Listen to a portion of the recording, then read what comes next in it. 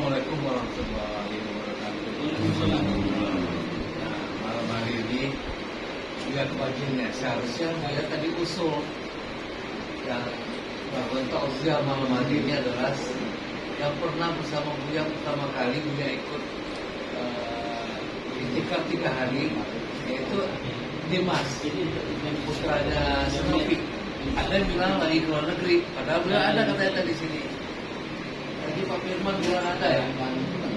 Beliau lupa sama Buya juga lupa sama beliau. Kita sama-sama pertama kali. Di ujung-ujung ikut 3 hari. Nah, seharusnya beliau malam hari ini. Tapi nggak apa-apa. Buya sebenarnya ingin pesankan aja. Buya kan pernah menulis buku harian setiap hari habis sholat subuh. Nah, dicetak di Surabaya 2008. Nah, Buya ingin bagiin semua teman-teman. Semoga berguna nanti. Buku Buya pertama adalah Zikir Kopi Mengantarkan Manusia Kepada Tujuannya. Lalu buku kedua, Tuntunan Mengasah Quran Seksual Impian Sampai Modal. Nah, ini buku dicetak di Surabaya 2008. Ketika Buya baru masuk ke Darul. Nah, ketika ini buku praktek Buya sehari-hari sebagai seorang ulama. Tuntunan Zikir Kopi Mengantarkan Manusia Kepada Tujuannya. Nah, ketiga sajak spiritual. Nah, malam hari ini Buya ingin membacakan sedikitnya. Ada 2 sajak spiritual Buya. Kalau setuju nih, dari kemarin baca yang bilang kita itu akan mati gitu ya. Terus lalu apa yang akan kita lakukan sebelum mati? Ini ada pesan moral Buya di sini. Dikira orang Buya itu sudah mati, beneran. Ketika Buya online ke sajak ini, itu ada foto Buya Ermas sudah meninggal katanya.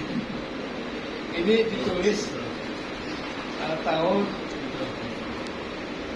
ada 4 tahun Buya menulis buku sajak ini. Jumlahnya 530. Antara lain sajak ini Buya tulis di sini. Dia naikkan di Snappy antara tahun 2003 sampai 2007 ya. Ada internet sini nih. Nah, Buya online kan gitu. Nah, judulnya adalah Prosa Sajak. Boleh dengerin ya. Nanti berkenan mungkin Buya bagikan lah buku ini, nanti dia pakai tadi semua. Kalau berkenan gitu ya. Nah, judulnya adalah Karya Ermas Aniko Samda. Innalillahi wa inna ilaihi raji'un. Wahai sahabat cinta, ini perlu renungkan selagi kita muda.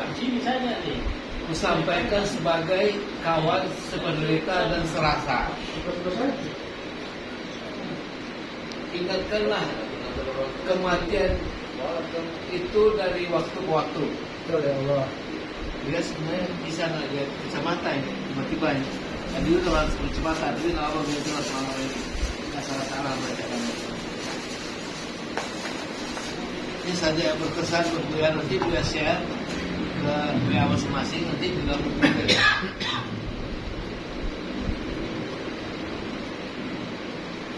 Wahai sahabat bijaksana, Allah tidak menjanjikan kematian kita di waktu tua. Belum ada yang berkata.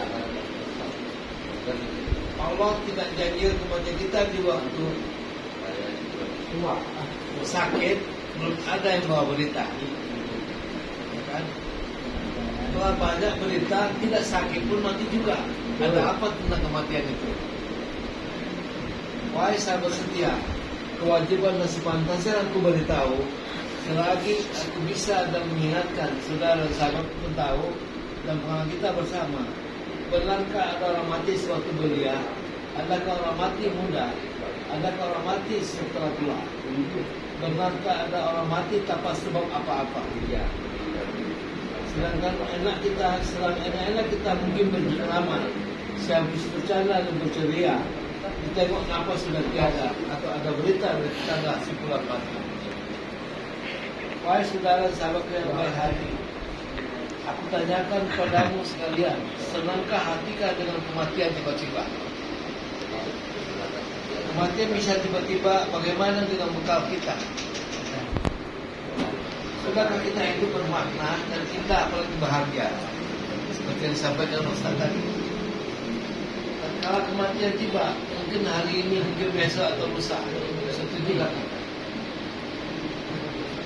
Adakah harta dan ilmu yang tinggal untuk berlanjut sebagai keturunan kita? Sudahkah kita maaf kepada orang tua?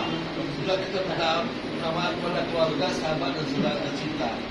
Sudahkah berbakti kepada bangsa dengan tercinta? Sudahkah kita sudah modal untuk hidup di sana? Jangan-jangan dosa berlimpah. Sudahkah kita lunasi hutang kita? Wahai sahabat dan saudara tercinta, jangan lalaikan pesan sahabat dan saudara ini karena saya tercinta. Dan mari membangun bersujud salat berjamaah sebelum kita disolatkan karena tiada. Mengingatkan waktu sebelum kita mati dan meninggalkan dunia penuh sandiwara. Mari hendak kejar kejayaan ilmu dan harta untuk tinggal benih keturunan. Kalau belum punya keturunan, sahabat saudara kita tercinta untuk kedengannya. Ingatlah wahai saudara yang bisa mencinta. Ingatlah mati sebelum menyesal nanti. Jangan lalaikan jiwa raga sukmanya wujud dan berpisah dengan orang-orang yang disayang dan dicinta. Jangan kita sedih menderita ketika ajal datang tiba-tiba. Orang di sana tak ada yang membela kecuali apa yang jual mati. Oh Tuhan yang maha mulia dan maha pengasih, kalau sudah saatnya malaikat mautmu telah Engkau utus kepada kami, bergetar seluruh tubuh, meriang sesak tangis dan merinding ulama ini, karena modal belum cukup untuk kami tinggal pergi. Oh sedih hati kami, ya Tuhan Rabbi, jangan kami mati sia-sia sebelum sadarkan diri.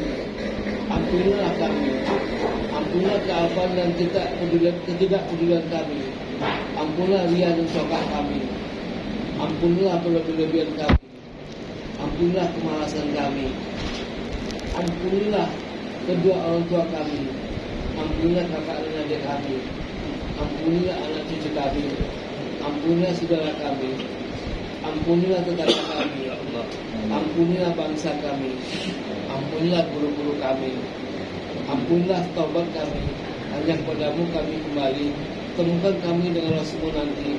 Inna lillahi wa inna ilaihi raji'un. Nah itu salah satu saja dari 530 saja yang Buya tulis tanpa biasa dari jadi dia. Dan bukan Buya mencetak di Surabaya justru itu.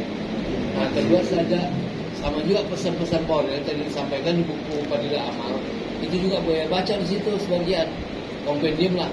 Nah satu pesan adalah 17 pesan moral itu. Iya. Sehat mati, ya. Sakit mati juga. Iya mati juga. Tiba-tiba mati juga. Mati juga. Itu pasti itu. Nah ini sama dengan pesan teman-teman setiap hari. Ini adalah ingatlah kewajibanmu yang 17. Judulnya itu. Nanti biar share ya. Biar bagikan bukunya nanti kepada peserta. Asal mau dengerin. Buya itu sebenarnya bergetar. Buya belum pantas berbicara di hadapan para ahli, calon penghuni sorga. Buya belum pantas di hadapan majelis untuk menyampaikan pesan-pesan Maulid karena semua adalah ahli. Ahli sholat, ahli masjid, ahli mengumumkan masjid, ahli dakwah. Buya siapa? Allah Akbar. Hanya sebagian kecil di antara yang lain.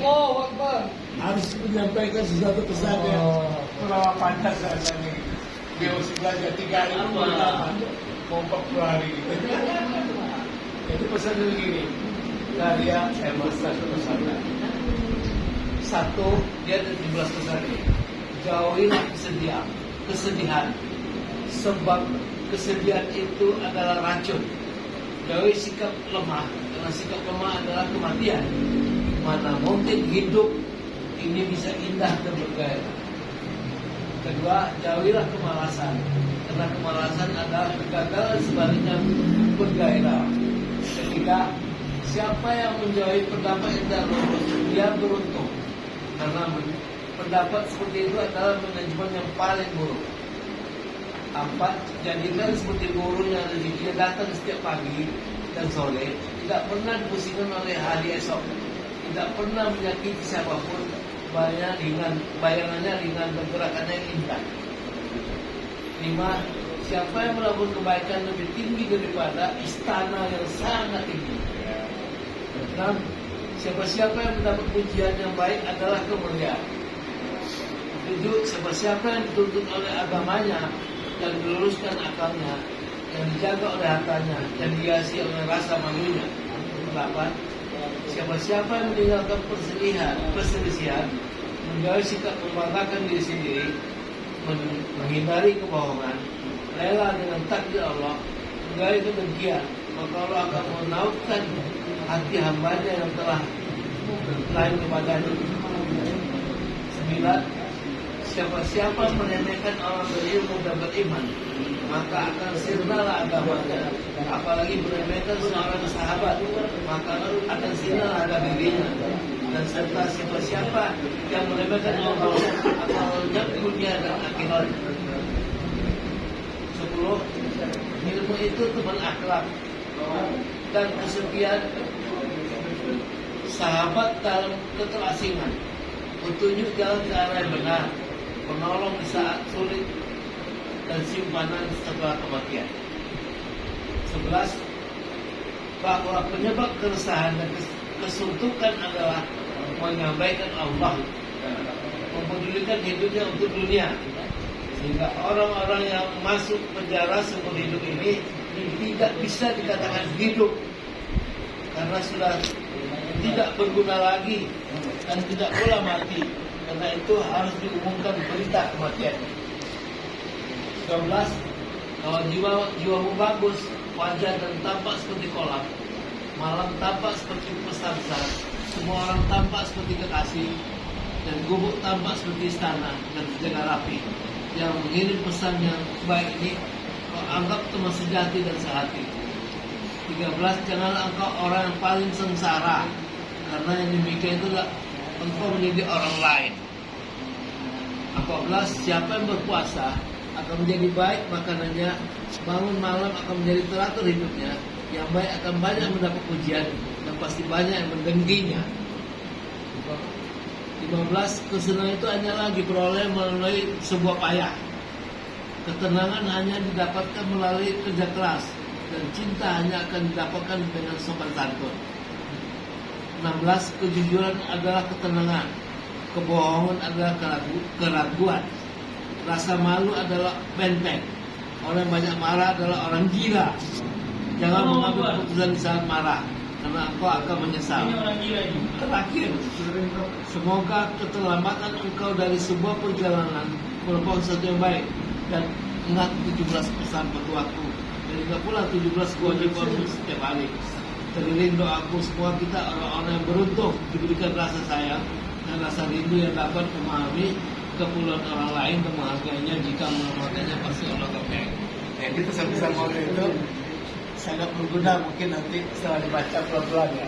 Nah, itu dari sahabat Anda semua lah, begitu ya. Bahwa Buya pernah menjadi peserta sama seperti Anda. Buya tekun mendengarkan setiap kalimat yang Anda sampaikan itu menjadi bahan pikiran dengan Buya juga. Bahwa kita tidak ada apa-apanya gitu. Ternyata kita harus terus belajar terus. Apalagi belajar. Terima kasih atas waktu yang diberikan. Ilmu biar tambah lagi hari ini, banyak yang mendengarkan dan melihat.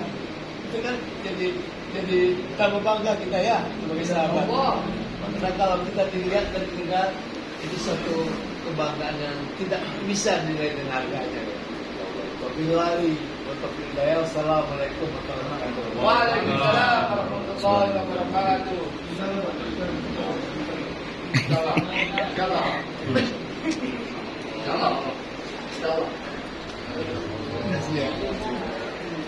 Ini habis. Ini pesan Maulid yang luar biasa.